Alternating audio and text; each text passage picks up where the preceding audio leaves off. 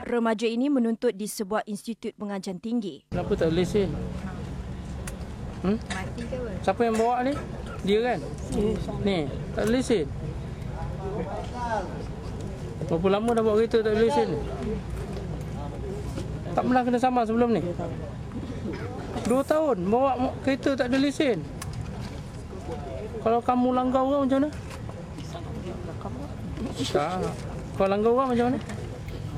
Kalau kamu langgar orang, mati orang tu. 2 tahun tu tak adalah selalu saya bawa. Tapi dah pada bawa kereta Tak, tu 2 tahun. kamu UKM lah. UKM daripada UKM lah sampai ke rumah kamu jauh. Saya tak drive. Habis? UKM. Ayah saya hantar. Ini pula aksi berani yang ditunjukkan remaja yang cuba lari daripada sekatan polis. Remaja terbabit sanggup membahayakan nyawa melawan arus kerana mahu elak ditangkap. Lebih 400 penunggang motosikal diperiksa dalam operasi cegah rempit dilakukan oleh polis IPD Shah Alam. 70 motosikal dan 5 buah kereta telah disita, manakala 5 buah motosikal curi dikesan dan seorang remaja didapati positif dadah. Pada masa sekarang ni, dia seolah-olah ditawan oleh budak-budak nakal yang membuat aktiviti-aktiviti merempit di sini.